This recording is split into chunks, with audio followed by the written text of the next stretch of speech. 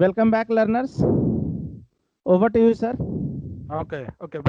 Welcome, learners. I am Dr. Pushpendra Singh, PGT Geography from Kendriya Vidyalaya Sangathan. Today we are going to discuss on the topic human development. Human development, आप लोग जानते हैं मानव विकास। तो हम मानव विकास और मानव विकास report, human development index, इन चीज़ों को आज डिस्कस करेंगे। Students, we should first of all we should aware the difference between the growth and development. Every year UNDP अपनी रिपोर्ट जारी करती है और उस रिपोर्ट में आप लोग देखते हैं कि आपको सुनने को मिलता है कि इंडिया की रैंक लास्ट 2017 की रिपोर्ट में 130th रैंक थी आउट ऑफ 189 कंट्रीज।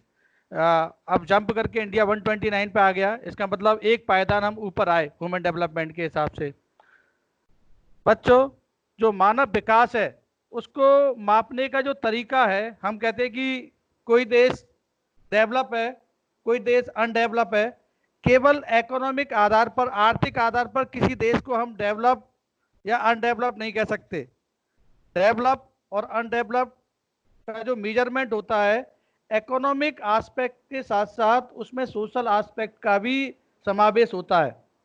प्यारे बच्चों, यूएनडीपी जो कि 1990 यूनाइटेड नेशनल डेवलपमेंट प्रोग्राम, जो कि 1990 से लगातार हर वर्ष अपनी जो एचडीआई की रिपोर्ट जारी करती है, उसमें दुनिया के देशों की जो रैंकिंग दी जाती है, ये रैंकिंग बहुत सारे जो टूल्स हैं उसके मेजरमेंट के आधार पर दी जाती है। हर देश चाहता है कि वो एचडीआई की रैंकिंग में टॉप पर हो। कोई भी देश नहीं चाहेगा कि एचडीआई की रिपोर्ट में वो कंट्री लिस्ट पर हो, सबसे नीचे हो। इंडिया, जैसा कि मैंने अभी बताया था कि 2018 के आंकड़ों के आधार पर जो 2019 में, जो दिसंबर 2019 में जो एचडीआई की रिपोर्ट आई थी, भारत का जो स्थान था 130 से 129 पे आ गया। मतलब एक पायदान हमने प्रोग्रेस की 189 देशों में। लेकिन हमारे जो पड़ोसी देश हैं वो कहीं हमसे आगे हैं, जबकि हम देखते हैं कि उनकी इकोनॉमिक जो स्थिति है, उनकी जो अर्थव्यवस्था है, वो भारत से काफ़ी पीछे है। जैसे श्रीलंका आप ले लीजिए, श्रीलंका का 2017 में 76 पोजीशन थी, जो कि अभी बढ़ के 71 रैंक पे आ गया। 5 पायदान ऊपर, 5 रैंक ऊपर श्रीलंका आया है। पाकिस्तान जो कि 150वीं रैंक पर था, वो 2 रैंक पीछे पिछड़ के 152वीं रैंक पर आ गया है। हमारा पड़ोसी देश बांग्लादेश अभी 135वें नंबर पर है। अफगानिस्तान 170वीं रैंक है, यानी कितना पिछड़ा हुआ है एचडीआई के मामले में। तो ये जो 189 जो कंट्रीज की जो रैंकिंग 2019 में जो जारी की गई है 2018 के आंकड़ों के अनुसार, उस रैंकिंग में हम देखते हैं कि दुनिया के जो टॉप जो 10 कंट्रीज हैं, उसमें Norway, Switzerland, Ireland, these 3 country occupy the top 3 positions. Germany 4th position पर है। एशिया महाद्वीप में जो हांगकांग है वो ऑस्ट्रेलिया के साथ में उसकी 5th रैंक है। एचडीआई की इंडेक्स के मामले में देखा जाए तो यूरोपियन देश और अमेरिकन देश इस रैंक में काफ़ी आगे हैं, क्योंकि वहाँ पर सोशल वेलफेयर और जो सामाजिक जो कार्य हैं उनमें ज़्यादा खर्च किया जाता है। केवल इकोनॉमिक आधार पर ही नहीं है। आप ऐसे देखिए कि पर कैपिटा इनकम के मामले में अमेरिका और बहुत सारे देश टॉप पर हैं, लेकिन वो एचडीआई की रैंक में देखें तो वो कहीं भी टॉप 10 में नहीं है, बहुत पीछे है। उसमें जब किसी भी कंट्री की एचडीआई इंडेक्स जब निकाली जाती है तो पर कैपिटा इनकम के साथ साथ उसमें बहुत सारी चीज़ों का समावेश होता है। उन चीज़ों को हम आज डिस्कस करेंगे कि वहाँ के लोगों को कितनी फ्रीडम दी जा रही हैं, कितनी सारी चीज़ें उसको दी जा रही हैं। आज के ये चैप्टर में हम उन सभी चीज़ों को बहुत ही डिटेल में उनका अध्ययन करेंगे और आपको ये भी बताएंगे कि जो एचडीआई का जो कॉन्सेप्ट है वो किस तरह अस्तित्व में आया। तो एचडीआई जो ह्यूमन डेवलपमेंट रिपोर्ट है, उसको हम पढ़ने से पहले मैं भी आपको शेयर कर रहा हूँ। एचडीआई की जो रिपोर्ट है उसको जब हम अध्ययन करते हैं तो उसमें ग्रोथ हम देखेंगे कि ग्रोथ में और डेवलपमेंट में क्या अंतर है। प्यारे बच्चों, जो ग्रोथ होती है और जो डेवलपमेंट होता है वो बिल्कुल ही अलग हैं दोनों। ग्रोथ में केवल हम क्वांटिटेटिव या संख्यात्मक चीज़ों का ध्यान दिया जाता है। जैसे किसी भी स्टेट की जो पॉपुलेशन है या किसी भी कंट्री की जो भी एरिया है उसका कितना संख्या है, वो तो हो जाएगी ग्रोथ में। और जब हम क्वालिटेटिव उसकी क्वालिटी की बात करते हैं तो वो आपका क्या आता है बेटे, वो आता है आपका डेवलपमेंट। तो यहाँ पर सबसे पहले ह्यूमन डेवलपमेंट जब इंडेक्स पढ़ते हैं या ह्यूमन डेवलपमेंट की हम बात करते हैं तो उसमें सबसे पहले जो बात आती है वो यही आती है कि ग्रोथ क्या है और डेवलपमेंट क्या है। उन्हीं चीज़ों को मैं आपके सामने डिस्कस कर रहा हूँ। तो ह्यूमन डेवलपमेंट को सबसे पहले हम पढ़ेंगे कि ग्रोथ। अब आप देख पा रहे हैं इस प्रेजेंटेशन के माध्यम से सबसे पहले इसमें ग्रोथ को समझाया गया है।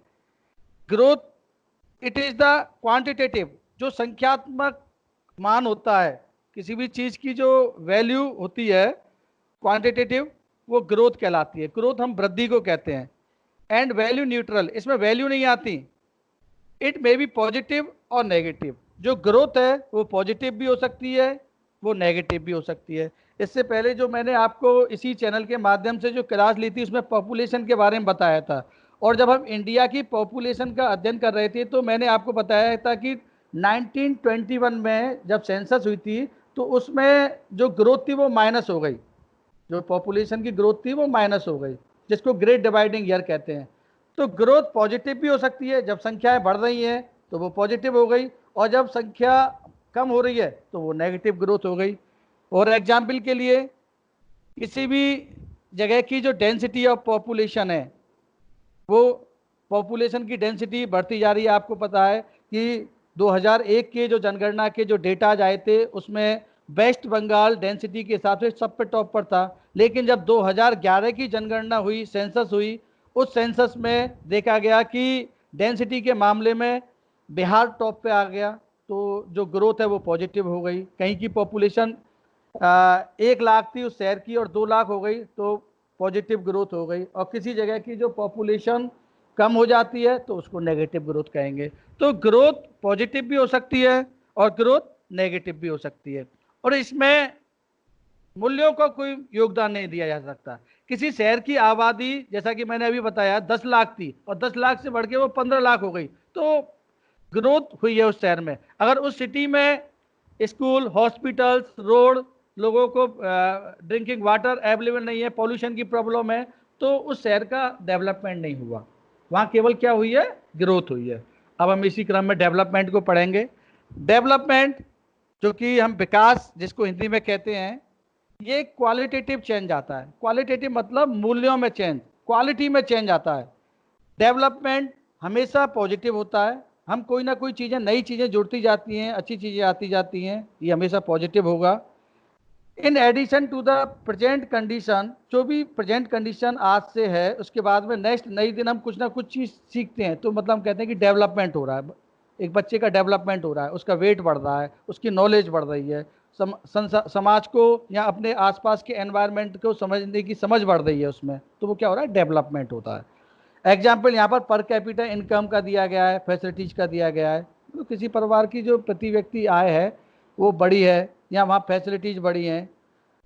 अब इसमें जो डेवलपमेंट है और जो ह्यूमन डेवलपमेंट है, इसी के आधार पर दुनिया के देशों की रैंकिंग की जाती है। कि हम कहते हैं कि आज नॉर्वे दुनिया में टॉप, एचडीआई के मामले में रैंक में टॉप है नॉर्वे, लेकिन वहाँ पर कैपिटा इनकम के मामले में टॉप तो नहीं है। तो केवल इनकम के आधार पर हम किसी भी देश को एक डेवलप्ड कंट्री कह दें और किसी देश को अनडेवलप्ड कंट्री कह जाए, तो ये जो कंसेप्ट है वो 1990 के बाद में, 1990 के बाद में बदला है। और कब से बदला है, जब डॉक्टर महबूब उल हक जो कि पाकिस्तान के एक अर्थशास्त्री थे, और उन्होंने डेवलपमेंट की जो डेफिनेशन है उसमें कहा था केवल इनकम ही नहीं देखना है। उन्होंने बताया था जो मूल चीज इसमें जोड़ी थी, development that enlarges people choice and improve their lifes. Development हम किसे कहेंगे, जब लोगों की जो चॉइसेज हैं वो इनलार्ज हो जाएं, वो बढ़ जाएं, और उनकी जो लाइफ है उसमें इम्प्रूवमेंट आ जाए, उसको हम डेवलपमेंट कहेंगे। केवल इनकम के आधार पर नहीं कहेंगे कि किसी भी परिवार की या किसी भी देश की या किसी भी राज्य की पर कैपिटा इनकम ज़्यादा है। उनके लोगों की जो चॉइसेज है वो बढ़नी चाहिए। ये कंसेप्ट डॉक्टर महबूब उल हक ने कहा था। बाद में अमर्त्य सेन ने, डॉक्टर अमर्त्य सेन जो इंडिया मूल के हैं, उन्होंने भी उनकी टीम में काम किया था, उनको नोबेल पुरस्कार मिला है। उन्होंने इसमें चॉइसेस के साथ में फ्रीडम को भी जोड़ा था, लोगों की स्वतंत्रता, फ्रीडम वर्ड को जोड़ा था।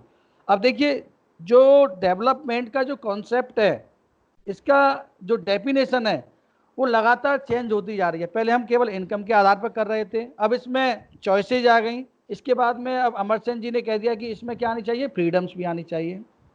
Next, people can live meaningful life, life with some purpose. लोगों का जो जीवन है वो एक उद्देश्य पूर्वक होना चाहिए। पीपल मस्ट बी हेल्दी, लोग स्वस्थ हों।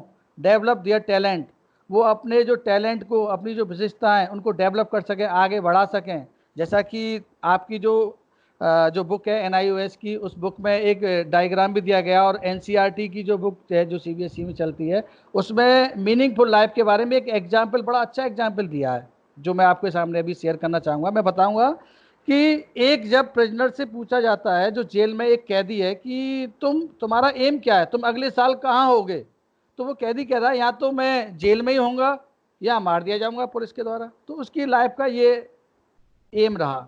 दूसरी तरफ एक डॉक्टर एक नर्स से पूछा जाता है कि भाई आपका क्या एम है, वो कहता है कि मैं एक ऐसा इलाज, एक ऐसा ट्रीटमेंट खोजना चाहता हूँ जिससे लोगों के, कैंसर के रोगियों का इलाज हो सके। एक उनका जो ट्रीटमेंट है वो सस्ता हो सके और अच्छा इलाज हो सके। मेरी लाइफ का ये एम है।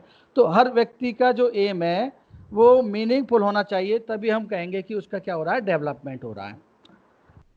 अब आगे जो डेवलपमेंट जब बनता है किसी भी कंट्री का, किसी भी राज्य का, जैसा कि मैंने बताया था कि दुनिया के देशों की जो डेवलपमेंट की जो रैंक है, HDI की जो रैंक है, वो UNDP जारी करता है, यूनाइटेड नेशन डेवलपमेंट प्रोग्राम। और 1990 से लगातार ये जो रैंक है वो जारी हो रही है। और इस रैंकिंग में बहुत सारे जो कंट्री हैं वो टॉप पर आ रहे हैं। बहुत सारे कंट्री, जैसे ऑस्ट्रेलिया पहले सेकंड पोजीशन पे था, अब वो 5वें नंबर पे आ गया। मैंने बताया था कि 2017 में के जो आंकड़े आए थे उसमें इंडिया 130वें स्थान पर था, अब रैंकिंग में सुधार करके 129वें रैंक पर आ गया। हमारा जो पड़ोसी देश है श्रीलंका, जो छोटा देश है, वो उसका जो रैंक थी वो 76 थी, और वो 76 से 71 रैंक पर आ गया। मतलब 5 पायदान उसने प्रोग्रेस की है। पड़ोसी देश पाकिस्तान 2 रैंक पीछे पिछड़ गया। इन 2017 के आंकड़ों के अनुसार 150वें नंबर पर था, वो 152वें नंबर पर आ गया। जो दुनिया के 189 कंट्रीज में जब ये डेटा लिए गए, मेजरमेंट किया गया ह्यूमन डेवलपमेंट का, उसमें ये रैंकिंग आ रही है। तो आप देख रहे होंगे कि ये जो डेवलपमेंट की, जो ह्यूमन डेवलपमेंट है, उसको बनाने में किसी कंट्री के में 4 पिलर्स का बहुत बड़ा योगदान होता है। 4 स्तंभ या 4 पिलर्स, जिस तरह किसी भवन को बनाने में पिलर्स का महत्वपूर्ण स्थान होता है, उसी तरह किसी भी कंट्री की ह्यूमन डेवलपमेंट इंडेक्स में रैंकिंग को बनाने में जो 4 पिलर्स हैं वो महत्वपूर्ण होते हैं। उसमें नंबर 1 है इक्विटी, नंबर 2 है सस्टेनेबिलिटी, थर्ड प्रोडक्टिविटी, और फोर्थ एम्पावरमेंट। ये क्वेश्चन एज इट आ जाता है कि explain the 4 pillars of human development. 4 pillars को आप एक्सप्लेन कीजिए। आपसे ह्यूमन डेवलपमेंट की डेफिनेशन पूछ ली और उसके 4 पिलर्स पूछ लिए। तो ये जो चारों पिलर्स को आपको एज इट याद करना है, और इसको बहुत ही अपनी लैंग्वेज में इसको बड़े अच्छी तरीके से आप बता सकते हैं। सबसे पहला इक्विटी। इक्विटी मतलब समानता। किस चीज़ की समानता? Equal opportunities available to everybody. हर व्यक्ति को जो अपॉर्चुनिटीज हैं, अवसर हैं, उसकी समानता होनी चाहिए। इरेस्पेक्टिव ऑफ जेंडर, बिना किसी लैंगिक भेदभाव के, कि महिलाओं को, कई जगहों पर महिलाओं को, बच्चियों को स्कूल में नहीं जाने दिया जा रहा, जो मेल हैं वो जा रहे हैं, बच्चियों को नहीं जाने दिया जा रहा। रेस के आधार पर भी अपॉर्चुनिटीज़ में भेदभाव नहीं होना चाहिए। इनकम के आधार पर भी नहीं, कि भाई गरीबों को अपॉर्चुनिटीज नहीं मिलेगी, अमीरों को अपॉर्चुनिटीज मिलेगी। तो किसी भी डिफरेंस चाहे कोई से भी हो, चाहे जेंडर के हो, रेस के हो, इनकम के हो, सोसाइटी में कास्ट के हो, रिलीजन के हो, इसके आधार पर भेदभाव नहीं होना चाहिए। इक्विटी होनी चाहिए, इक्वल अपॉर्चुनिटीज अवेलेबल होने चाहिए हर व्यक्ति को, तब उस कंट्री को हम ह्यूमन डेवलपमेंट इंडेक्स में अच्छा मानेंगे, उसको अच्छी रैंक मिलेगी। भारत में क्या प्रॉब्लम है? In case of India Bharat में women and low caste people drop out the school is more. अब Excuse देखिए me, sir. आप, yes Sir, one question is coming. Yes sir, Mr. Sachin Kumar from Maharashtra. He okay is asking, what Yes. is growth and is it qualitative? नहीं, growth is only quantitative, development is qualitative. Growth संख्यात्मक होता है, मात्रात्मक होता है, और जो development होता है वो आपका क्वालिटेटिव होता है। Growth only quantitative. Okay sir, उनका दूसरा क्वेश्चन है कि then what is the difference between a growth and a development? जैसा कि अभी मैंने फर्स्ट स्लाइड में आपको बताया था कि ग्रोथ इज ओनली क्वांटिटेटिव। एक एग्जाम्पल मैंने दिया था कि किसी भी शहर की जो पॉपुलेशन है वो 1 लाख थी, और 1 लाख से वो पॉपुलेशन 2 लाख हो गई, तो उस सिटी की पॉपुलेशन में ग्रोथ हुई है, उस सिटी का डेवलपमेंट नहीं हुआ। हम सिटी का डेवलपमेंट कब कहेंगे? सिटी का डेवलपमेंट जब होगा जब वहाँ पर रहने वाले लोगों को एजुकेशन की फैसिलिटी मिले, उस सिटी में रहने वाले लोगों को प्रॉपर हेल्थ फैसिलिटी मिले, सड़कों का जाल वहाँ बिछा हुआ हो, प्रॉपर एनवायरनमेंट हो, वहाँ पर पीने के लिए ड्रिंकिंग वाटर हो, पॉल्यूशन की प्रॉब्लम ना हो, तब उस सिटी का डेवलपमेंट कहा जाएगा, उसको ग्रोथ नहीं कहा जाएगा। तो ग्रोथ पॉजिटिव भी हो सकती है, नेगेटिव भी हो सकती है, और डेवलपमेंट ऑलवेज पॉजिटिव होगा।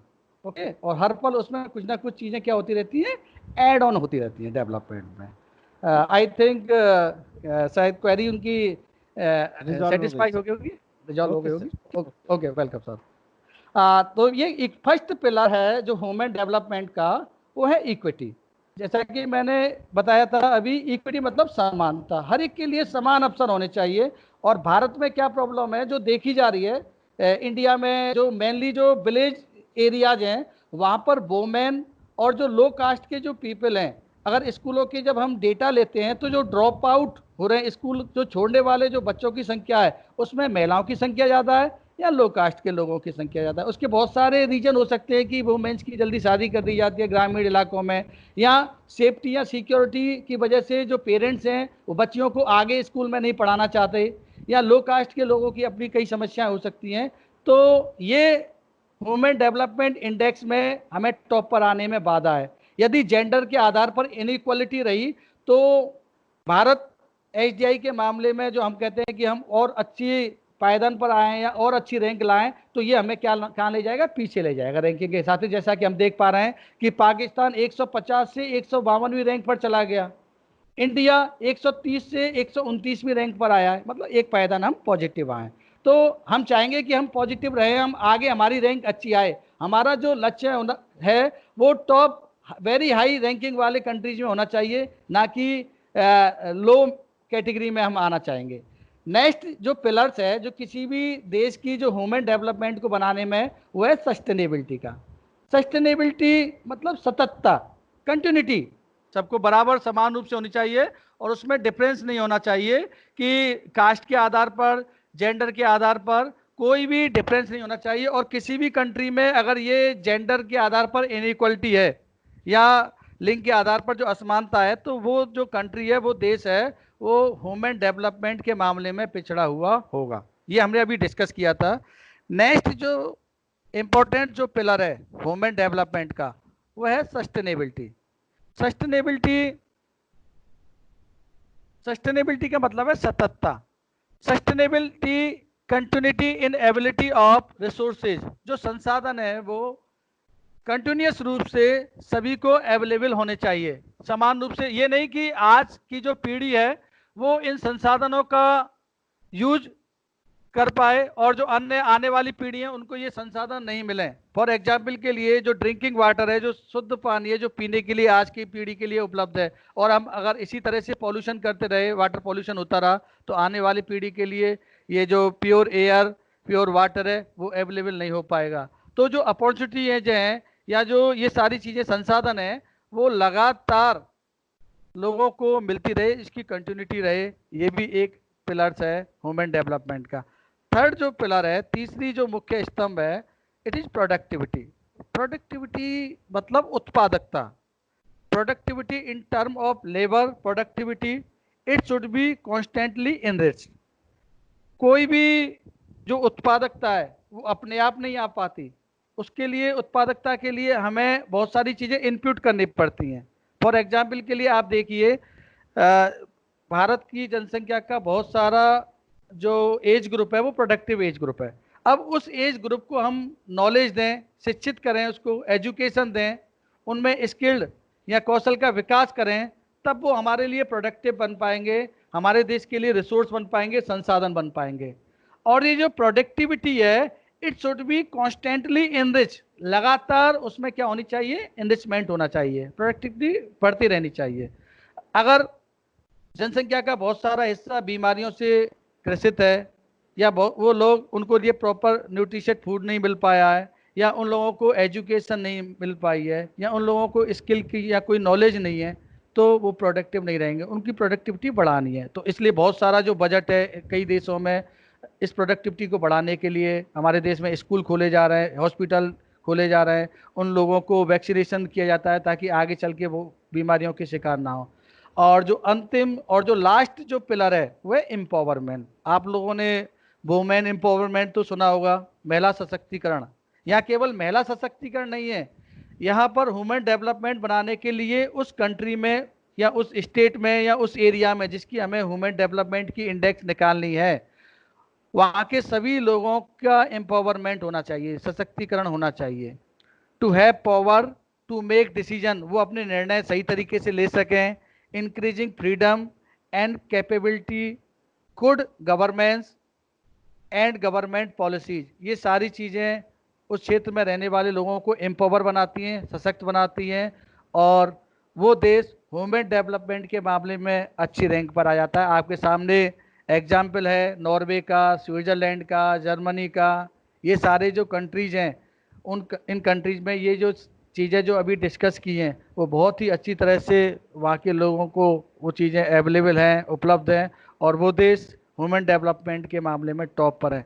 इनकम तो कई देश ऐसे हैं जो कि आप अरब कॉन्टिनेंट में देखा होगा, बहुत सारे देशों की ऐसी पर कैपिटा इनकम ज़्यादा है, लेकिन वहाँ पर जेंडर इनइक्वलिटीज़ है, वहाँ पर लोगों को फ्रीडम या स्वतंत्रताएं नहीं है, तो इस कारण वो देश ह्यूमन डेवलपमेंट इंडेक्स में पिछड़े हुए हैं। तो किसी भी देश, क्योंकि दुनिया के देशों की जो रैंकिंग है ह्यूमन डेवलपमेंट की वो यूएनडीपी जारी करती है, उसी तरह एक कंट्री के अंदर भी अलग अलग राज्यों की रैंकिंग आती है। भारत के अंदर कौन सा स्टेट, कौन सा राज्य एचडीआई के मामले में टॉप पर है, हम कहते हैं केरला टॉप पर है। भाई पंजाब क्यों नहीं, महाराष्ट्र क्यों नहीं, जबकि पंजाब, महाराष्ट्र और गुजरात में पर कैपिटा इनकम ज़्यादा है। लेकिन उसके साथ में ये सारी चीज़ें और भी होनी चाहिए, केवल इनकम ही नहीं होना चाहिए, सोशल और इनकम डेवलपमेंट दोनों ही होने चाहिए, तभी वो ह्यूमन डेवलपमेंट में टॉप पर होगा। अब नेक्स्ट जो इम्पोर्टेंट जो टॉपिक है, it is approaches to human development. आपके जो NIOS के चैप्टर में भी दे रखा है और NCERT में भी इस टॉपिक को बहुत इनलार्ज करके दिया गया है। यहाँ पर इस स्लाइड के माध्यम से मैं इसको आपको एक शॉर्ट रूम में समझाना चाह रहा हूँ। अप्रोचेज टू ह्यूमन डेवलपमेंट, मानव विकास की जो अप्रोच हैं वो कौन कौन सी हैं, तो यहाँ पर आपको देखिए 4 अप्रोचेज को एक्सप्लेन किया गया है। फर्स्ट है इनकम अप्रोच। मैंने अभी बताया था केवल इनकम ही पर्याप्त नहीं है, इनकम किसी भी कंट्री के ह्यूमन डेवलपमेंट विकास में इनकम एक पार्ट हो सकता है, लेकिन ओवरऑल इनकम के आधार पर हम उस कंट्री को टॉप पर या बॉटम पर नहीं कह सकते। तो इनकम इसका एक टूल है, एक कंपोनेंट है उस इस टूल में, एक कंपोजिट उसमें एक ओल्डेस्ट मेथड है। पुराने समय में हम किसी देश को विकसित देश कहते थे, किसी देश को अविकसित देश कहते थे, किसके आधार पर, इनकम के आधार पर। Level of income lead to development, यदि किसी कंट्री का जो इनकम है वो ज़्यादा होगी तो वो डेवलपमेंट के मामले में थोड़ा ऊपर होगा, ये एक पार्ट हो सकता है। इसमें जीडीपी का भी अध्ययन किया जाता है। जीडीपी मतलब ग्रोस डोमेस्टिक प्रोडक्ट, और ग्रोस नेशनल इनकम GNI। और यदि हम GNI निकाल के, जीडीपी और GNI में आपको अंतर पता होना चाहिए।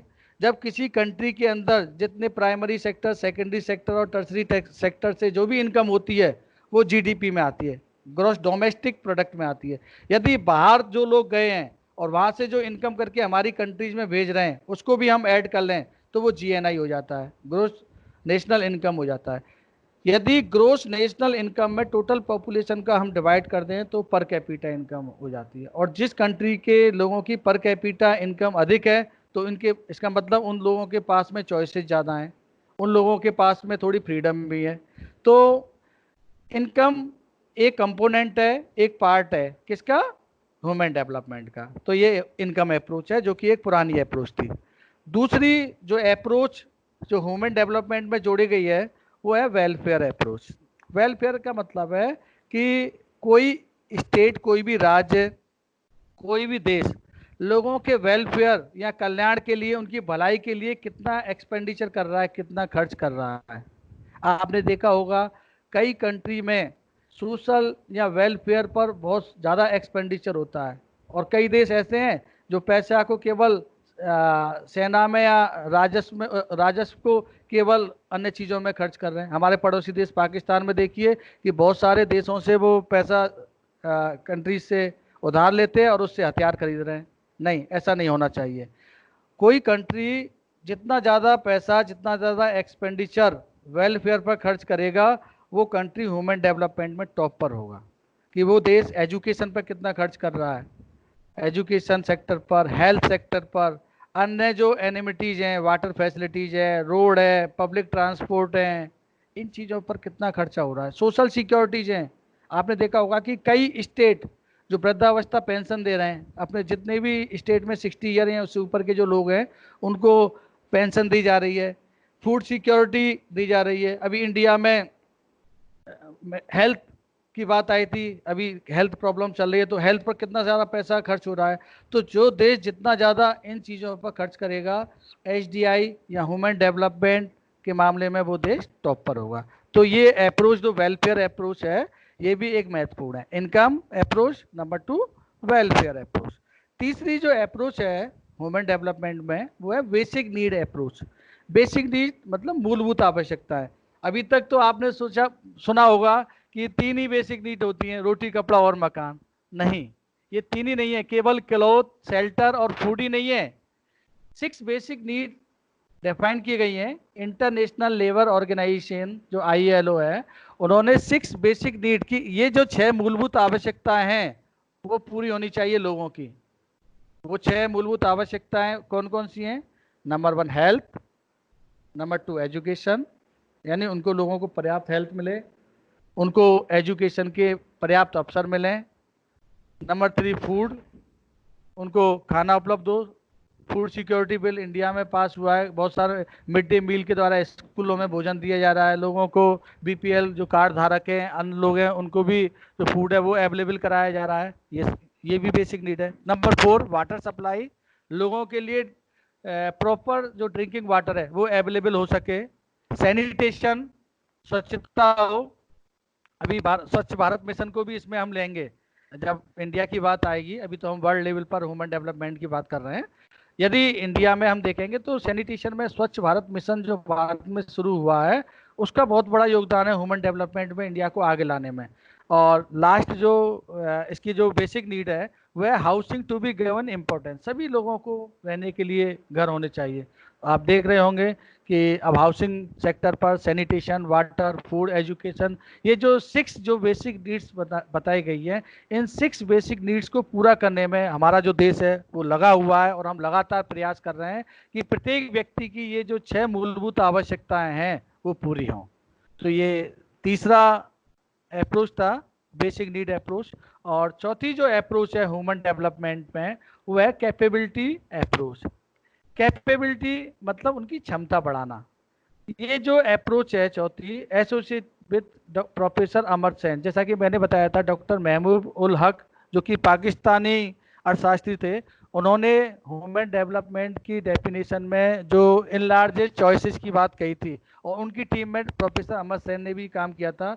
तो उन्होंने इसमें जोड़ा था access to education and health facility. हम लोगों की जो कैपेबिलिटी है, क्षमताएं हैं, वो कैसे विकसित कर पाएंगे? जब हम उनको प्रॉपर एजुकेशन दें, उनको प्रॉपर हेल्थ दें। यदि एक बच्चे को अच्छी शिक्षा मिल जाए और उसकी हेल्थ अच्छी हो, उसका पर्याप्त वैक्सीनेशन हुआ हो, उसको पर्याप्त पोषक तत्व भोजन मिले हो, तो वो हमारे देश आपके अर्थव्यवस्था के लिए संसाधन होगा। तो ये जो चार जो आपकी अप्रोच दी गई है, income approach, welfare approach, basic need approach और चौथा कैपेबिलिटी अप्रोच, ये चारों अप्रोचेज ह्यूमन डेवलपमेंट की हैं। ये क्वेश्चन भी आ जाता है आपका, तो इसको आप चारों पॉइंटों को एज इट उसमें से याद कर लेंगे जो आपके पास नोट्स हैं। अब इंटरनेशनल लेवल पर जो कंपैरिजन होता है वो किस तरीके से होता है? अभी जैसा कि मैंने आपको बताया था कि Norway, Switzerland, Ireland occupy the top 3 position. ये वो देश हैं जो टॉप 3 पर हैं। जर्मनी चौथे स्थान पर है, हांगकांग और ऑस्ट्रेलिया वो 5वें रैंक पर हैं।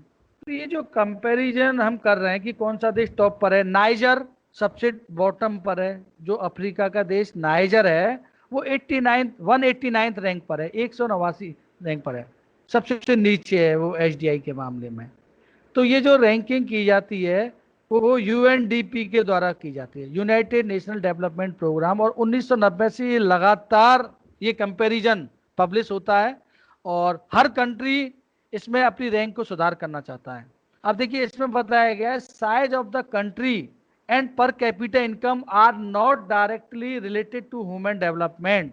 कोई भी देश क्षेत्रफल के आधार पर बड़ा है या किसी भी कंट्री की पर कैपिटा इनकम ज्यादा है, इसका मतलब ये नहीं है कि वो ह्यूमन डेवलपमेंट के मामले पर टॉप पर रहेगा। बहुत सारे एग्जाम्पल हैं। हमारे पड़ोसी देश श्रीलंका को देख लीजिए, छोटा सा कंट्री है, उसकी इकोनॉमी भारत से बहुत छोटी है। ट्रिनिडाद टोबैगो है, ये सारे जो देश हैं, मॉरिशस है, ये जो कंट्री है हायर एचडीआई है, इनकी जो एचडीआई रैंकिंग है वो भारत से काफी आगे है। बहुत सारे बड़े देश भी हैं जो कि पीछे हैं। सर एक क्वेश्चन आ रहा है। हेलो, हाँ जी, हाँ एक क्वेश्चन आ रहा है आंध्र प्रदेश से कि विच ऑर्गेनाइजेशन एस्टिमेट एचडीआई का एस्टिमेट का? Yes, okay. वर्ल्ड लेवल पर जो एचडीआई का जो एस्टिमेट किया जाता है वो यूएनडीपी के द्वारा किया जाता है, यूनाइटेड नेशन डेवलपमेंट प्रोग्राम। और कंट्री की जो स्टेट हैं उनके जो रैंकिंग की जाती थी पहले वो प्लानिंग कमीशन के द्वारा की जाती थी, योजना आयोग के द्वारा, आपको पता होगा। लेकिन अभी योजना आयोग की जगह पर कौन सा डिपार्टमेंट है भारत में? नीति आयोग। फिलहाल जो राज्यों की जो रैंकिंग करता है हमारे देश के अंदर वो नीति आयोग करता है, और इंटरनेशनल लेवल पर जो रैंकिंग की जाती है वो यूएनडीपी के द्वारा की जाती है। आई होप एक क्वेश्चन और आ रहा है सर कि what is the exact meaning of human development index, और इसको हम कैसे समझ सकते हैं? ह्यूमन डेवलपमेंट जो इंडेक्स है ये एक टूल है मेजरमेंट का। इसमें बहुत सारी चीजों को शामिल किया जाता है ह्यूमन डेवलपमेंट इंडेक्स में। फर्स्ट ऑफ ऑल उसमें हो गया असेस टू रिसोर्सेज, उस देश के लोगों को रिसोर्स असेस है कि नहीं, उपलब्ध है कि नहीं। उसमें आ गया आपका पर कैपिटा इनकम आ गई, जीएन आ गई, ग्रोस नेशनल इनकम उस कंट्री की कितनी है, जीडीपी उस देश की कितनी है। सेकंड है उसमें वेलफेयर या नॉलेज या एजुकेशन। अब एजुकेशन में हम देखेंगे कि ग्रोस एनरोलमेंट रेशियो कितना है, एवरेज लोगों की स्कूलिंग कितनी है। भारत में 16 साल स्कूलिंग हो रही है, कहीं पर 18 साल की स्कूलिंग हो रही है, या स्कूलिंग का मीन औसत कितना आ रहा है, ये नॉलेज में आता है। और तीसरा है हेल्थ। हेल्थ में हम देखते हैं लाइफ एक्सपेक्टेंसी, एक बच्चा जो जन्म ले रहा है हम कितना एक्सपेक्ट करते हैं कि वो कितने साल तक जिएगा। बहुत सारे देश ऐसे हैं जहाँ पर लाइफ एक्सपेक्टेंसी 85, 89 ईयर तक है। बहुत सारे कंट्री ऐसे हैं जहाँ पर लाइफ एक्सपेक्टेंसी 51 ईयर है। तो ये जो लाइफ एक्सपेक्टेंसी हेल्थ से रिलेटेड है, और हेल्थ किससे रिलेटेड है? आपका मेडिकल फैसिलिटी से रिलेटेड है। तो इन सभी जो टूल्स हैं उनका मेजरमेंट किया जाता है। अभी इसमें महमूद उल हक की जो बात आई थी, उन्होंने बताया था कि कितनी जो चॉइसेज है इनलार्जेज हो रही है। अमर सेन जी ने इसमें जोड़ दिया कि फ्रीडम कितनी मिल पा रही है। तो ये सारी चीजों का कि वहाँ के लोगों में जेंडर के आधार पर भेदभाव है कि नहीं, वहाँ के लोगों को कितने राइट्स मिल रहे हैं, कि वहाँ के लोगों में समाज में रिलीजन के आधार पर कोई भेदभाव तो नहीं हो रहा, उनकी इनकम कितनी है, एजुकेशन का स्तर क्या है। तो इन सभी का जो मेजरमेंट होने के बाद में एचडीआई की रैंक जारी की जाती है। I hope the query satisfy sir. Yes, sir. And one more question has come, sir, from Shivani, Dehradun. Okay. She is asking, what is the Human Development Index of India? Human Development Index of India जो दिसंबर 2019 में जो report आई है, जो latest, आपकी बुकों में तो 2005 की और वो पुरानी रैंक दी गई है। 2019 में जो रिपोर्ट आई है इंडिया की, जो वर्ल्ड लेवल पर, जो 2018 के आंकड़ों के आधार पर, वो 129th रैंक है। जो पहले 2017 में 130वीं रैंक थी, वो अब एक पायदान और उछल के और अच्छी होके 129th रैंक है। I hope the query satisfied sir. Yes, sir. One more related. Okay. Sir, if human development index is low, Yes. 1 or 2, that country is good or bad? स्वाभाविक सी बात है, यदि किसी कंट्री की ह्यूमन डेवलपमेंट इंडेक्स में लो होता है तो इसका मतलब वहां पर कुछ ना कुछ प्रॉब्लम है। वहां पर एजुकेशन के हिसाब से देखा जाए, हेल्थ के हिसाब से देखा जाए, या पॉलिटिकल स्टेबिलिटी के आधार पर देखा जाए, एम्प्लॉयमेंट है, पर कैपिटा इनकम है, कहीं ना कहीं प्रॉब्लम आ रही है, तभी उसकी रैंकिंग माइनस हुई है। जैसा कि मैंने आपको बताया था कि 2017 की डेटा के आधार पर पाकिस्तान की जो रैंकिंग थी 150 थी, 150वीं रैंक थी, जो कि अभी 2018 के डेटा के आधार पर -2 चली गई, अर्थात 152 रैंक पर चला गया। तो जब एचडीआई में किसी भी कंट्री की रैंक नीचे की जाती है, यानी 150 से 152 किया गया है, तो इसका मतलब उस देश का जो विकास है वो कम हुआ है।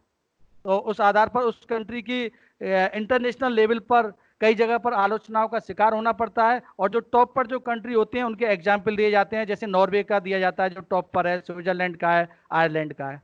Okay, I hope the query satisfy. Yes sir, yes sir. Yes, तो अभी इसी से संबंधित ये चीजें जो मैं बता रहा हूँ कि जो श्रीलंका और ट्रिनिडाद जो कंट्रीज हैं उनकी इकोनॉमी बहुत छोटी है, लेकिन वहाँ की जो एजुकेशन है, उस कंट्री की जो लाइफ एक्सपेक्टेंसी है, या अन्य सारी चीज़ों को देख के उसकी जो रैंकिंग है फार बेटर है।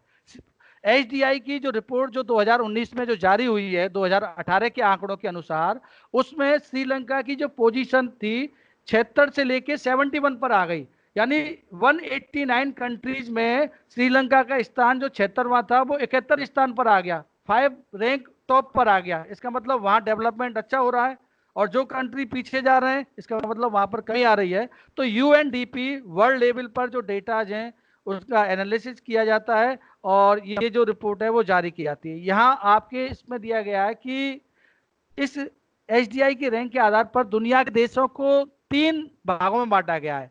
हाई एचडीआई रैंक वाले देश, मीडियम एचडीआई रैंक वाले कंट्री, और लो।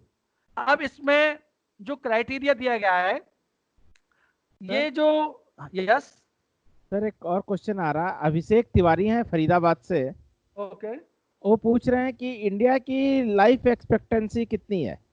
इंडिया की जो लाइफ एक्सपेक्टेंसी है वो 65.5 अभी जो लेटेस्ट है 65.5 ईयर।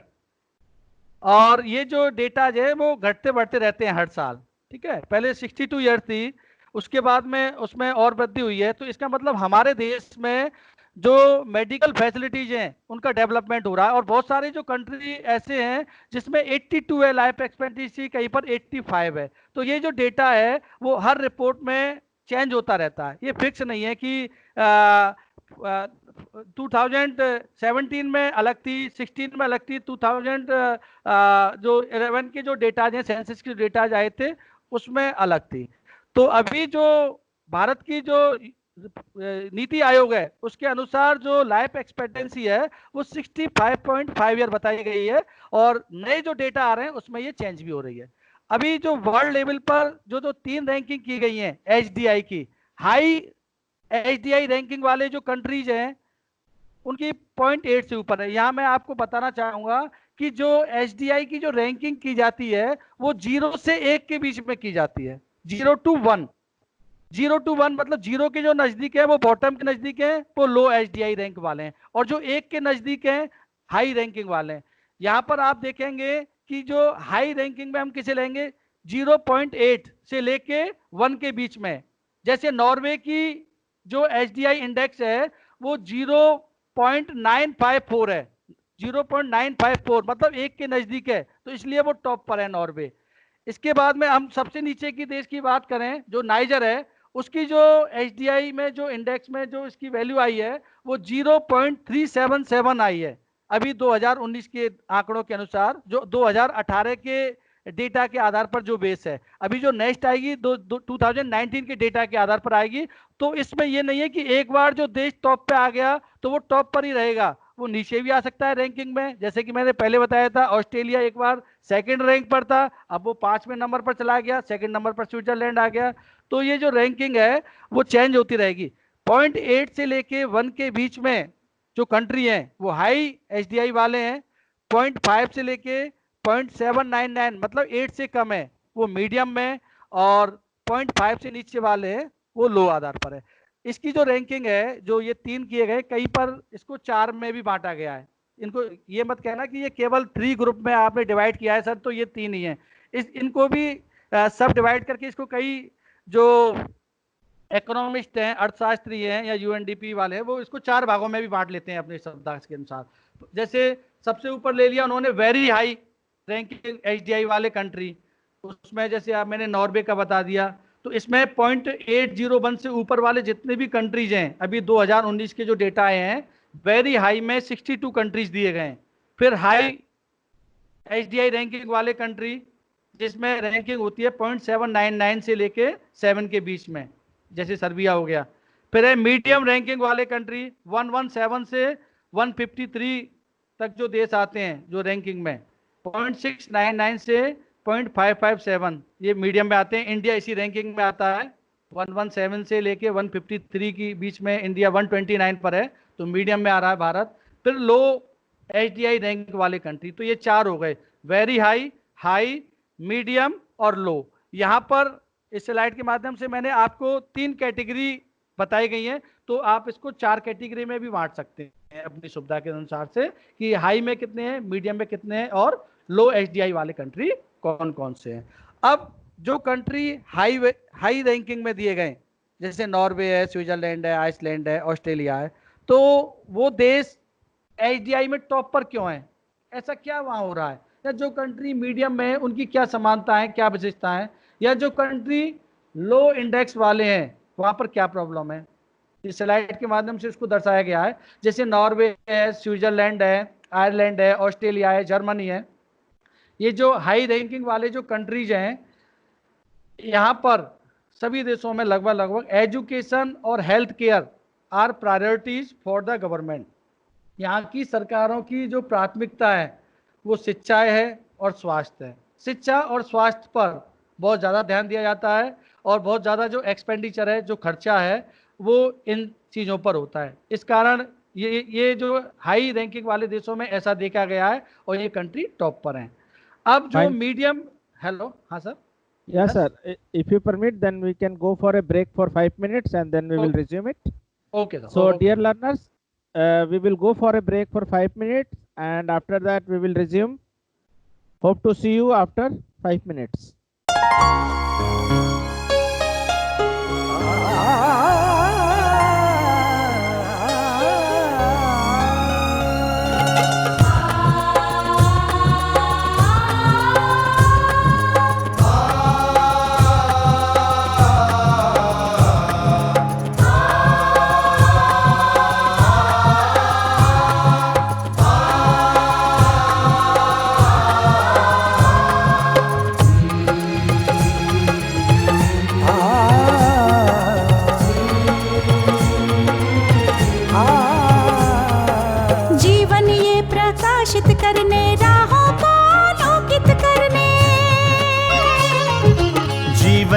प्रकाशित करने, राहों को आलोकित करने, हम अपना दीपक स्वयं बने, हम अपना रास्ता स्वयं चुने, हम अपना दीपक स्वयं बने, हम अपना रास्ता स्वयं चुने। जीवन ये प्रकाशित करने, राहों को आलोकित करने।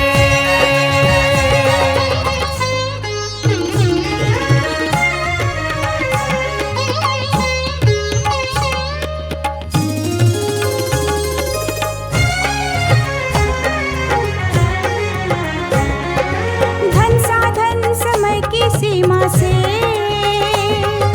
विद्यालय जो मुक्त हो, धन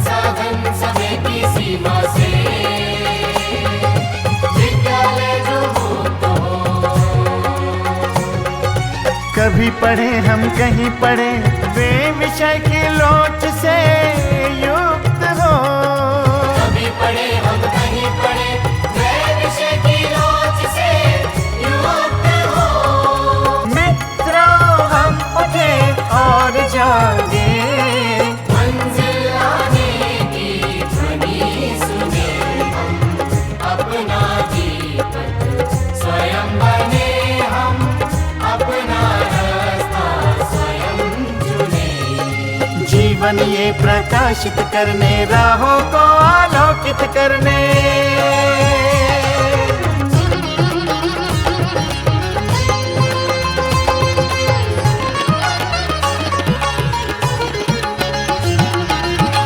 राष्ट्रीय मुक्त विद्यालय का है द्वार खुला सबकी खातिर।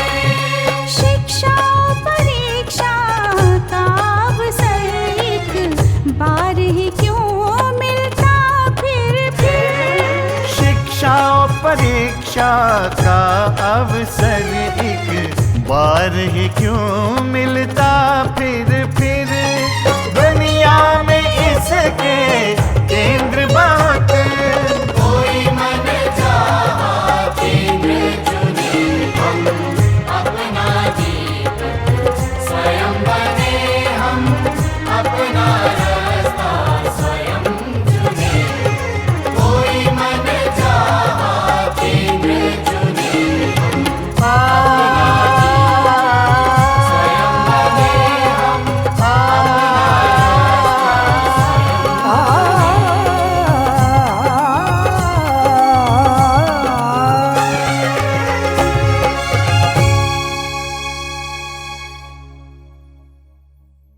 Welcome back, learners, after this short break. And over to you, sir, for the class. Thank you, sir. Learners, before break, we are discussing the qualities of high-ranking countries, medium-ranking countries, and countries with low index value. So first of all, we have discussed about the high index value countries for just like Norway, Switzerland, Australia, Iceland. These countries expend more money on education and healthcare. These are the priorities of these countries. And what are the similarities with medium HDI index? It consists of large group. यानी इस जो 189 countries की जो rank निकाली जाती है उसमें medium range में बहुत सारे देश आते हैं, जैसा कि लिस्ट में आपने देखा था इससे पहली वाली स्लाइड में। ये जो देश हैं इसमें एक समानता ये है कि these country emerged after second world war. इन देशों का जो उदय हुआ है, इन देशों की जो स्थापना हुई है या ये देश जो अस्तित्व में आए हैं वो द्वितीय विश्व युद्ध या सेकेंड वर्ल्ड वार के बाद आए हैं। हालांकि अपने उदय के साथ ही, अपने ओरिजिन के साथ ही these countries adopting people oriented policy, ये जो देश हैं वो ऐसी पॉलिसीज, ऐसी नीतियां अपना रहे हैं जिसमें लोगों का वेलफेयर ज़्यादा से ज़्यादा हो। इंडिया है, श्रीलंका है, नेपाल है, भूटान है, पास की जो भी कंट्री है, चाइना है, ये सारे देश इसमें कैटेगरी में हैं जो कि पीपल ओरिएंटेड पॉलिसीज को अपना रहे हैं। थर्ड जो कैटेगरी थी, countries with low index value, वो देश जो कि एचडीआई की रैंकिंग में बहुत नीचे आते हैं। तो इन देशों की कुछ समस्याएं हैं, तभी एचडीआई की रैंकिंग में वो कंट्री नीचे आते हैं। वो प्रॉब्लम है, first the large number of these countries are very small. इन देशों का एक तो आकार बहुत छोटा है, बहुत सारे छोटे छोटे देश हैं जो कि इस लिस्ट में आते हैं। दूसरा पॉलिटिकल टर्मोइल, ये जो कंट्रीज हैं इनमें पॉलिटिकल स्टेबिलिटी नहीं पाई जाती है, राजनीतिक स्थिरता का अभाव रहता है। मिलिट्री की म्यूटिनिटी हो गई या किसी डायनेस्टी का यहाँ पर शासन हो गया या आपस में सिविल वार हो गया, गृह युद्ध हो गया। बहुत सारे अफ्रीका के छोटे छोटे जो कंट्रीज हैं या वेस्टर्न एशिया के बहुत सारे ऐसे जो देश हैं वहाँ पर इस तरह की प्रॉब्लम पाई जाती है। इस कारण वो उनकी जो रैंकिंग है एचडीआई में वो लोअर है। सोशल इनस्टेबिलिटी, सामाजिक अस्थिरता है, कास्ट के आधार पर, रिलीजन के आधार पर या जो अन्य चीज़ों के आधार पर लैंग्वेज के आधार पर वहाँ पर इनस्टेबिलिटी पाई जाती है, अस्थिरता पाई जाती है, जिसका रिजल्ट वहाँ सिविल वार या गृह युद्ध होता है। और ये जो कंट्री है यहाँ पर बहुत सारी जो डिजीज या एपिडेमिक्स हैं, महामारियाँ हैं, उनसे लड़ने की उनमें क्षमता नहीं होती, और बहुत सारे जो पॉपुलेशन है, जनसंख्या है, वो जल्दी वो काल का ग्रास बन जाते हैं और मारे जाते हैं। अब हम इंडिया के प्रोस्पेक्ट में यहाँ हम पढ़ेंगे कि जैसा कि मैंने बताया कि वर्ल्ड लेवल पर हमने कंपैरिजन कर लिया, यूएनडीपी ने रिपोर्ट जारी कर ली। अब भारत में जो राज्य हैं उनकी रैंकिंग किस तरह से की जाती है। कई स्टेट एचडीआई की रैंकिंग में टॉप पर हैं, जैसे केरला हो गया, तमिलनाडु हो गया, आंध्र प्रदेश हो गया, और बहुत सारे स्टेट एचडीआई के मामले में बहुत लो पर है, जैसे बिहार हो गया, उड़ीसा हो गया, असम हो गया। तो इन स्टेट्स की क्या प्रॉब्लम है, क्यों ये स्टेट नीचे हैं। आज जैसा कि अभी एक क्वेरी आई थी एक स्टूडेंट की कि भारत में एचडीआई की जो रैंकिंग है वो कौन सा ऑर्गेनाइजेशन करता है, तो मैंने अभी आपको बताया था नीति आयोग। अभी फिलहाल कौन कर रहा है, नीति आयोग। और नीति आयोग से पहले जो योजना आयोग या प्लानिंग कमीशन था वो रैंकिंग करता था, और वर्ल्ड लेवल पर यूएनडीपी। अभी ये जो स्लाइड है इसमें जो डेटाज है वो आपकी बुक में जो 2005 के जो डेटा दे रखे हैं उसके आधार पर दिए गए हैं, क्योंकि जो आपकी एनआईओएस की जो बुक है उसमें 2005 की जो रिपोर्ट थी यूएनडीपी की और उसके आधार पर है, तो वो डेटा हम करेक्ट भी कर लेंगे और डिस्कस भी कर लेंगे। Excuse me sir. Yes sir. Sir एक और क्वेश्चन आ रहा, मिस्टर अरविंद हैं वडोदरा से। he is asking, is there any difference between life expectancy and average life? Life expectancy and Average life. life. Yes. Average life and broad base पे देखा जाए तो इन दोनों में कोई अंतर नहीं है। लाइफ एक्सपेक्टेंसी एवरेज ही निकाली जाती है कि हम एक्सपेक्ट करते हैं कि उस कंट्री के लोगों की जो लाइफ है वो लगभग कितनी रहेगी। अब इंडिया में जैसा कि अभी एक क्वेश्चन आया था कि मेल और फीमेल की दोनों की जो लाइफ एक्सपेक्टेंसी है वो अलग अलग है। अब जो लेटेस्ट जो डेटा आए थे अगर हम उसमें देखें, जो लाइफ एक्सपेक्टेंसी है 1951 और 2003 की जो डेटा है, अब बट उसमें जो लेटेस्ट है मेल की 1951 में 37.2 ईयर थी। मतलब एक पुरुष 1951 में जब हमारा देश आज़ाद हुआ था तो माना जाता था कि उसकी जो एवरेज आयु है 37.2 है। अभी वो बढ़ के 2003 के जो डेटा थे 63.9 ईयर हो गई। फीमेल की 36.2 ईयर थी, अभी बढ़ के वो 66.9 हो गई। तो लाइफ एक्सपेक्टेंसी को हम एवरेज एज भी कह सकते हैं कि एक व्यक्ति की एक्सपेक्टेशन हम कितनी कह सकते हैं कि वो इतना एवरेज जी सकता है उस देश में। और इस देश में जो फैसिलिटीज हैं, मेडिकल फैसिलिटीज बढ़ती जाती हैं, वहाँ पर लाइफ एक्सपेक्टेंसी बढ़ जाती है। लाइफ एक्सपेक्टेंसी का मतलब एवरेज एज उस देश की बढ़ जाएगी उन लोगों को जीने की। I think the query is resolve sir. तो hello, I am audible to all? Yes yes. एक क्वेश्चन और आ रहा है सर। Yes sir. कि what which three areas are important for enlarging people's choice according to doctor Mehboob ul Haq? Doctor महबूब उल हक के अनुसार जो तीन जो एरियाज उन्होंने बताए थे उसमें नॉलेज था, एसेस टू रिसोर्सेज था, और तीसरा था आपका हेल्थ, लाइफ एक्सपेक्टेंसी हेल्थ जिसको बोलते हैं। ये तीन उन्होंने एरियाज बताए थे जिनके आधार पर हम जो चॉइसेज है उनको हम एनलार्ज कर सकते हैं। एसेस टू रिसोर्सेज मतलब कि जो उस देश में जो संसाधन है वो लोगों की पहुंच में है कि नहीं, कितने लोगों की पहुंच में वो संसाधन है। किसी शहर में बहुत सारी सुविधाएं हैं, बहुत सारे अच्छे अच्छे स्कूल हैं, लेकिन सभी लोगों की पहुंच में वो है कि नहीं। किसी सिटी में बहुत सारे हॉस्पिटल्स हैं, प्राइवेट हॉस्पिटल्स हैं, लेकिन वो लोगों की पहुंच में है कि नहीं। तो एसेस टू रिसोर्सेज हो गया। सेकंड नॉलेज, नॉलेज में आपका एनरोलमेंट कितना हो रहा है या स्कूलिंग की ईयर क्या है जिसको हम GRE बोलते हैं, जो आपका कितना ग्रोस लेवल पर जो एनरोलमेंट का रेशियो है वो कितना है। और तीसरा आपका हेल्थ हो गया। इन तीन के आधार पर उन्होंने बताया था कि लोगों की जो चॉइसेज हैं वो एनलार्ज की जा सकती हैं। तो यहाँ पर जो ह्यूमन, यस हाँ बोलिए सर। यस सर, यहाँ पर जो human development in India, Bharat में जो ह्यूमन डेवलपमेंट है, जो मानव विकास की जो स्थिति है, वो नीति आयोग के जो डेटाज हैं, बहुत सारे ऑर्गेनाइजेशन है, प्राइवेट ऑर्गेनाइजेशन है, NGO हैं, वो अपने आधार पर अपने अपने आधार पर सर्वे करते रहते हैं, लेकिन जो एक्चुअल जो डेटा हैं वो नीति आयोग के माने जाते हैं, उसके आधार पर रैंकिंग की जाती है, क्योंकि हर राज्य चाहेगा कि वो एचडीआई के मामले में टॉप पर हो। अब उस राज्य के अंदर भी कौन से राज्य भी अपने अंदर जो जिले हैं, डिस्ट्रिक्ट हैं, उनकी रैंकिंग कराता है कि कौन सा जिला ह्यूमन डेवलपमेंट के आधार पर वो आगे है, कौन से जिले हैं वो पिछड़े हुए हैं। तो ये जो यस सर एक और क्वेश्चन आ रहा है, मिस्टर Yes. अनूप हैं from ji. Noida, is asking why India is ranked among the medium human development countries. Why Why?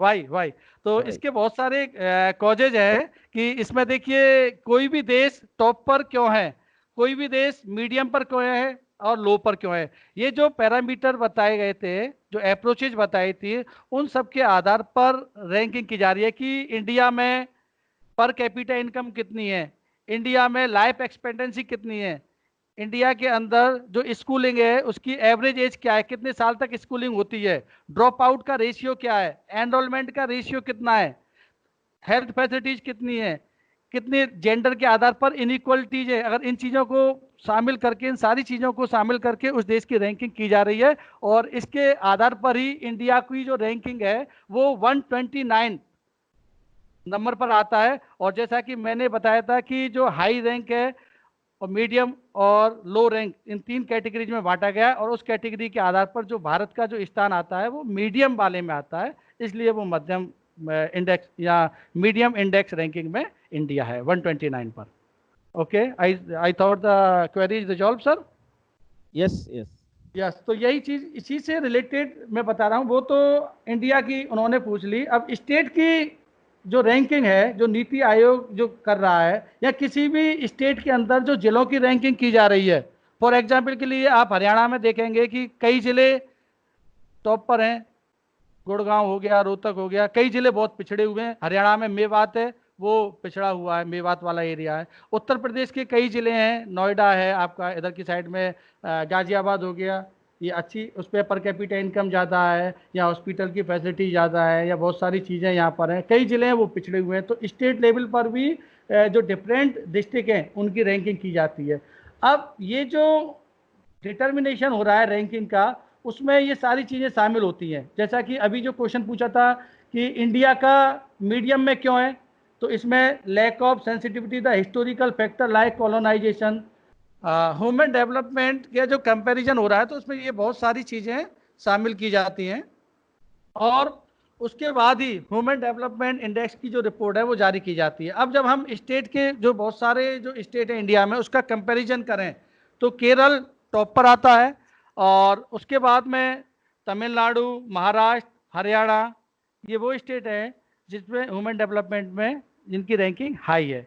इसके बाद में बहुत सारे स्टेट जैसे बिहार है, आसाम है, उत्तर प्रदेश है, मध्य प्रदेश है, ये बॉटम पर आते हैं। Kerala record the highest value HDI largely due to its high literacy. Kerala top पर है, वहाँ पर लिटरेसी की रेट 90.92% है 2001 के डेटा के अनुसार। स्टेट लाइक बिहार, मध्य प्रदेश, उड़ीसा, आसाम, उत्तर प्रदेश, जिनको बीमारू राज्य भी कहा गया है, बीमारू, उसके आधार पर रैंकिंग की जा रही है।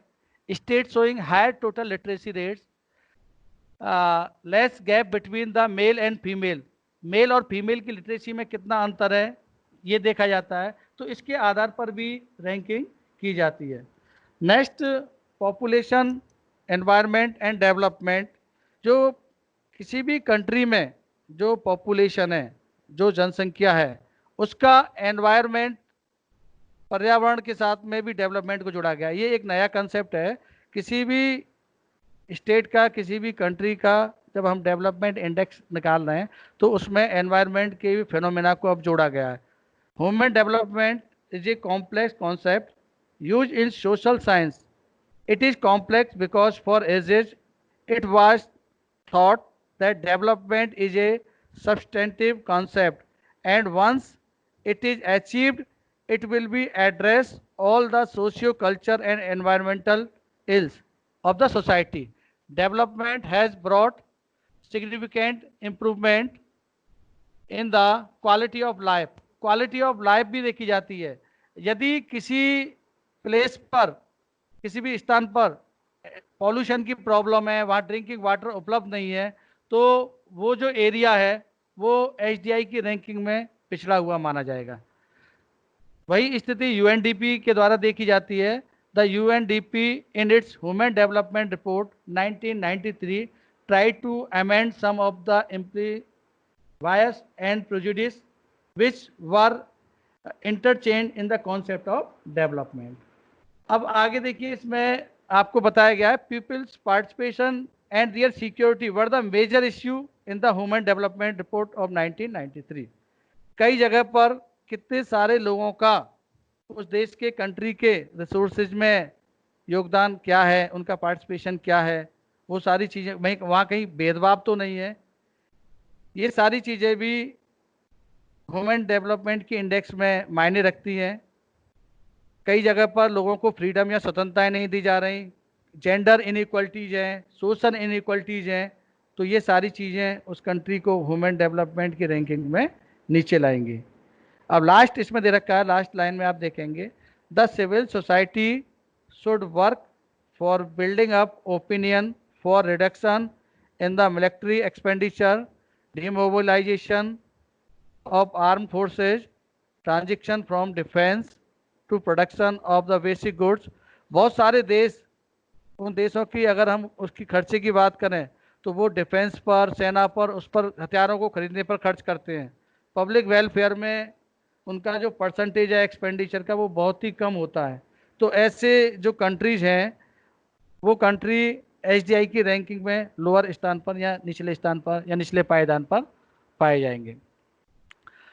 View expressed by the neo Malthusism environmentalist and radical ecologist. Malthus, जैसा कि पहले मैंने बताया था, इससे पहली जो क्लास हुई थी, जो रॉबर्ट माल्थस थे, उन्होंने बताया था कि जो पॉपुलेशन है और जो रिसोर्सेज है उनमें आपस में एक रेशियो पाया जाता है। लेकिन जब पॉपुलेशन एक्सप्लोजन की स्थिति आ रही है, जनसंख्या की वृद्धि ज़्यादा हो रही है, उस समय में ये जो रिसोर्सेज हैं वो ह्यूमन पॉपुलेशन के कंपैरिजन में उन पर लोड काफ़ी ज़्यादा रहता है, स्कैर्सिटी या उनकी कमी आ जाती है। और इसके कारण क्या होता है, लोगों में आपस में कॉन्फ्लिक्ट्स होते हैं, झगड़े होते हैं, लड़ाइयाँ दंगे होंगे, सिविल वार होंगे, पॉलिटिकल इनस्टेबिलिटी या अस्थिरता रहेगी। तो ये सारी चीज़ें जो किसी भी देश की, अगर हमें ह्यूमन डेवलपमेंट इंडेक्स में उसको रैंक पर लाना है, तो जो पॉपुलेशन और जो रिसोर्सेज हैं उनमें भी प्रॉपर रेशियो होना चाहिए, उनमें बैलेंस होना चाहिए। और पॉपुलेशन एक्सप्लोजन की जब स्थिति आ जाती है और संसाधनों के लिए उस देश में मारकाट मच जाती है तो वो कंट्री नीचे जा सकता है। जैसा कि हमारे राष्ट्रपिता महात्मा गांधी जी ने कहा था कि प्रकृति ने मानव को बहुत कुछ दिया है, लेकिन जो ग्रीडी व्यक्ति है, जो लालची व्यक्ति है, उसके लिए कमी है, और बाकी लोगों के लिए सब कुछ इस प्रकृति ने दिया है। ये महात्मा गांधी जी का आप देख पा रहे हैं। तो इस तरीके से हम डिस्कस कर सकते हैं, इस चीज़ को बता सकते हैं। अभी और किसी का डाउट हो तो वो पूछ सकते हैं। मैं अभी इसमें आपको इसका आपको दोबारा से इस चैप्टर के जो मेन पॉइंट हैं उनको डिस्कस कर दूंगा, और एक आपकी जो इस रैंकिंग दी गई है उस रैंकिंग के अनुसार मैं इसको एंड करता हूं स्लाइड को अभी, और आपको नेक्स्ट पॉइंट में दिखाता हूं कि इसमें जो इंडिया के और वर्ल्ड की जो रैंकिंग दी गई है उस देशों का क्या कारण है कि कोई कंट्री टॉप पर है और कोई कंट्री डाउन पर है। अगर लिस्ट हम देखें टॉप 10 वर्ल्ड के कंट्रीज की जो यूएनडीपी ने जारी की थी लेटेस्ट की, उस लिस्ट में ये आप लेटेस्ट डाउनलोड कर सकते हैं और उसको कंपैरिजन भी कर सकते हैं। यहाँ पर मैं लेटेस्ट लिस्ट जो मैंने डाउनलोड की है आपसे उसको डिस्कस करना ज़रूरी समझता हूँ। अब देखिए इसमें टॉप 10 कंट्रीज को बताया गया है इस लिस्ट में। इसमें नॉर्वे, जिसकी ह्यूमन डेवलपमेंट इंडेक्स में जो वैल्यू दी गई है 0.954, आप वहाँ पर देखेंगे लाइफ एक्सपेक्टेंसी जो जीवन प्रत्याशा है, जो एवरेज आयु मानी गई है वो 82.3 है, और बहुत सारे देश ऐसे हैं नीचे उनकी 84 है, 82 से ज़्यादा 83 भी है, 84 है, लेकिन नॉर्वे टॉप पर है। तो केवल एक लाइफ एक्सपेक्टेंसी के आधार पर ही हम नॉर्वे को टॉप पर नहीं कह रहे, और बहुत सारी चीज़ें देखिए वहाँ पर स्कूलिंग ईयर एक बच्चा लगभग 18.1 ईयर स्कूलिंग करता है। वहाँ की पर कैपिटा इनकम 68 $2,059 जो डॉलर में दी गई है वो दी गई है। इन सभी के आधार पर जो नॉर्वे है वो टॉप पर है 0.954 वैल्यू के साथ में।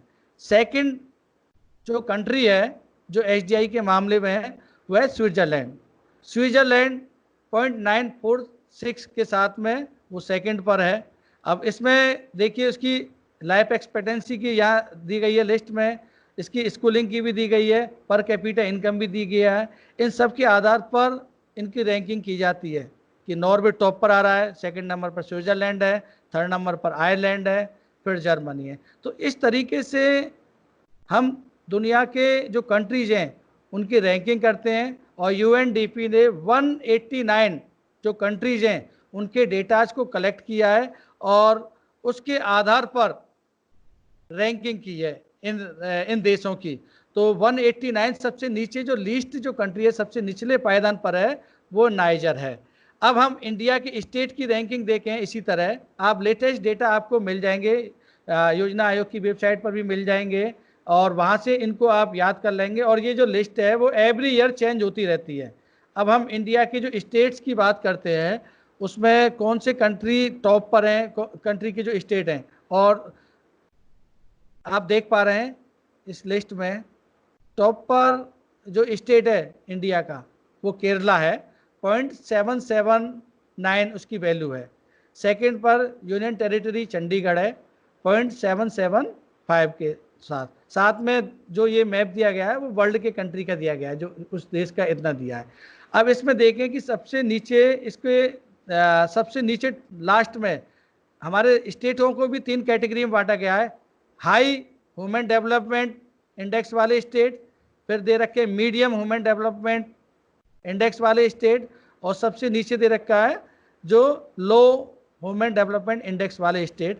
इसमें सबसे नीचे उड़ीसा है 2018 के जो डेटा थे उनके अनुसार 0.606 के साथ में, और बाद में फिर बिहार सबसे नीचे आ गया था। तो ये मैंने पहले ही बताया था कि ये जो डेटाज हैं वो चेंज होते रहते हैं, तो जो लेटेस्ट डेटा है आप उसको देख लेंगे और उसी हिसाब से क्वेश्चन आएगा। आपको जो क्वेश्चन पूछा जाएगा उसमें पूछा जाएगा कि जो आपसे पूछा गया ये यहाँ पर 2018 के डेटा दिए गए हैं, 2005 आपकी बुक में 2005 के हैं, तो आपको बताना पड़ेगा कि 2005 की ह्यूमन डेवलपमेंट इंडेक्स रिपोर्ट के अनुसार या 2018 की ह्यूमन डेवलपमेंट रिपोर्ट के अनुसार कौन सा स्टेट टॉप पर है और कौन सा स्टेट लिस्ट या सबसे नीचे दिया गया है। तो इस तरीके से हम इन स्टेट्स को एक्सप्लेन कर सकते हैं, बता सकते हैं। एनी डाउट, एनी क्वेश्चन हो यू कैन आस्क मी। तो कई बुक्स में जो इसको 4 कैटेगरीज में बांटा गया है, कई बुक्स में इसको 3 कैटेगरी में बांटा गया है। तो आप अगर उसको 3 कैटेगरी में बांटते हैं, हाई ह्यूमन डेवलपमेंट इंडेक्स वाले state, medium human development index वाले स्टेट या लो ह्यूमन इंडेक्स वाले स्टेट, तो इस तरह आप एक्सप्लेन कर सकते हैं। और इसको 4 कैटेगरी में भी बांट सकते हैं, very high, high, medium and low, जैसा कि हमने यूएनडीपी के आधार पर इनको एक्सप्लेन किया था। तो लेटेस्ट आप जो डेटा हैं उनको आप ले लेंगे। अब जो इसमें दिया गया है आपके आगे, मैं इसको एक्सप्लेन कर देता हूँ आपको, कंक्लूजन आपको मैं बता देता हूँ कि किस तरीके से जो ये ह्यूमन डेवलपमेंट के कई स्टेट हैं वो टॉप पर हैं, कई स्टेट मीडियम में हैं, कई स्टेट डाउन पर हैं। वो क्यों, किस तरीके से टॉप पर, डाउन पर या हाई रैंकिंग में आ रहे हैं। तो जो ह्यूमन डेवलपमेंट इंडेक्स 2005 की जो रिपोर्ट के अनुसार जो इंडिया के 127वीं रैंक, जो कि आप देख पा रहे हैं आपकी बुक में दी गई है 177 देशों में से, और 2018 के आंकड़ों के अनुसार भारत की जो रैंकिंग है वो 129 पर दी गई है। हाई वालों को 0.8 से ऊपर वाले 1 तक, 0.8 से लेके 1 तक की रैंकिंग वाले स्टेट हैं उनको हाई पे रखा गया है। मीडियम में 5 से लेके 0.799 तक के स्टेट वालों को रखा गया है, और लो में 0.5 से जो नीचे वाले हैं। भारत की हम देखें, यस सर एक और क्वेश्चन आ रहा है, मुरलीधर चक्रधारी हैं छत्तीसगढ़ से, जी वो पूछ रहे हैं क्रय शक्ति क्षमता क्या है, क्या एचटीआई में इसके आधार पर 2 देशों की तुलना की जा सकती है? यस सर, ये एक कंपोनेंट है। जो परचेजिंग पावर है जो क्रय शक्ति जिसको हम कहते हैं, अगर किसी कंट्री की, जैसा कि मैंने पहले बताया था, एसेस टू रिसोर्सेज को, जो संसाधनों तक एसेस लोगों की कब ज़्यादा रहेगी, यदि किसी कंट्री की या किसी स्टेट के लोगों की पर कैपिटा इनकम ज़्यादा है तो स्वाभाविक सी बात है कि उन लोगों की जो क्रय शक्ति है, परचेजिंग पावर है, वो ज़्यादा रहेगी। उनकी जब परचेजिंग पावर ज़्यादा रहेगी तो उनके सामने उनकी जो चॉइसेज हैं वो इनलार्ज होंगी, ज़्यादा होंगी, और स्वाभाविक सी बात है कि वो स्टेट या वो कंट्री एचडीआई के मामले में टॉप पर रहेगा। आई think the query is resolve sir. Can I continue? Sir, one more question is there, Okay, sir. sir. Yes, sir. Abhilasha. Okay. Yes. Sir, Okay. she is asking, discuss the relationship between environment and development. Yes, sir. Again, what is your question? Relationship between population, environment and development. Population, Environment. population, environment. Yes, Environment and development. Yes yes. Malthus जो theory हमने discuss की थी Robert Malthus की, उसमें इस चीज़ को हमने अभी बताया था कि पॉपुलेशन का रिसोर्सेज के साथ में जो रेशियो है उसका भी ह्यूमन डेवलपमेंट की रैंकिंग में बहुत बड़ा योगदान है। कई कंट्रीज़ में ओवर पॉपुलेशन पाई जाती है, पॉपुलेशन ज़्यादा पाई जाती है, उसकी तुलना में जो रिसोर्सेज हैं, जो संसाधन हैं, वो कम पाए जाते हैं। उसके कारण क्या होगा, बहुत सारे बैड इफेक्ट्स आएंगे, कॉन्फ्लिक्ट्स होगा, लड़ाइयाँ होंगी, पॉलिटिकल इनस्टेबिलिटी आएगी, सिविल वार होगा। तो माल्थस महोदय ने, जैसा कि पहले बताया था मैंने, उन्होंने कहा था कि जो पॉपुलेशन है वो रिसोर्सेज की तुलना में बहुत ज़्यादा, बहुत तेज़ी से बढ़ रही है, संसाधन धीरे धीरे बढ़ रहे हैं और पॉपुलेशन बहुत ज़्यादा से बढ़ रही है। इसके कारण क्या होता है, रिसोर्सेज पर प्रेशर पड़ता है, दबाव पड़ता है। जब रिसोर्सेज कम होंगे और जब रिसोर्सेज कम है और पॉपुलेशन ज़्यादा है, झगड़े होंगे, लड़ाइयाँ होंगी, सिविल वार होगा, कॉन्फ्लिक्ट होगा और वहाँ पर इनस्टेबिलिटी या अस्थिरता आएगी और वो देश एचडीआई की रैंकिंग में पिछड़ जाएगा। तो प्रॉपर रेशियो होना चाहिए पॉपुलेशन में और रिसोर्सेज में। Sir, Okay, I think- Yes, sir. Sir, एक और क्वेश्चन आ रहा Yes, sir. कि is Malthus theory applicable nowadays also? Yeah, Malthus theory is applicable. Not previous year, but today also Malthus theory. और हम तो कहेंगे कि माल्थस जो थ्योरी है, जो उन्होंने इतने साल पहले सोच लिया था कि पॉपुलेशन में और रिसोर्सेज में एक रेशियो होना चाहिए। अब आप ये कहेंगे कि कई कंट्री ऐसे हैं जिनमें पॉपुलेशन बहुत ज़्यादा है और फिर भी वो बहुत पॉपुलेशन की डेंसिटी ज़्यादा है और आगे है, तो वहाँ पर पॉपुलेशन कैसी है, वो स्किल्ड है कि नहीं पॉपुलेशन, वो पॉपुलेशन हेल्दी है कि नहीं, तब वो रिसोर्सेज का और ज़्यादा डेवलपमेंट कर पाएगी। तो population is a boon as well as curse. कई देश जहाँ पर जो पॉपुलेशन है टेक्निकली स्किल्ड है, हेल्दी पॉपुलेशन है, प्रोडक्टिव है, जैसा कि मैंने बताया था 4 पिलर्स की जो मैंने बात की थी जो ह्यूमन डेवलपमेंट के लिए, उसमें आपको प्रोडक्टिविटी बताया था, एम्पावरमेंट बताया था। तो प्रोडक्टिविटी और जो एम्पावरमेंट है वो कब होगा, जब पॉपुलेशन स्किल्ड होगी, हेल्थ होगी। तो इस तरह जो माल्थस की जो थ्योरी है आज के परिपेक्ष में भी वो आज के संदर्भ में भी वो जो थ्योरी है वो सही है और ह्यूमन डेवलपमेंट इंडेक्स में उसका महत्वपूर्ण योगदान है। Yes, I think the query is resolved sir. Sir, एक और क्वेश्चन आ रहा है सृजनी का। वो बोल रहे हैं सर, शी इज आस्किंग कि giving one example of China, yes, taking the example of China, explain the Malthus theory.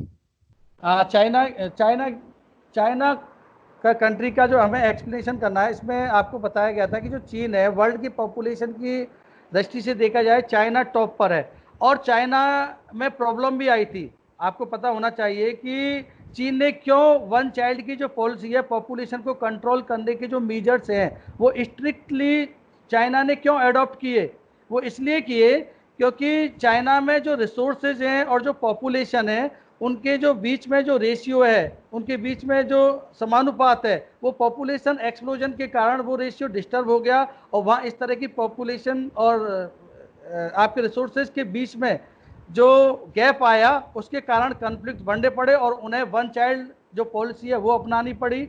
और चाइना को ये इस पॉलिसी को चीन ने बड़ी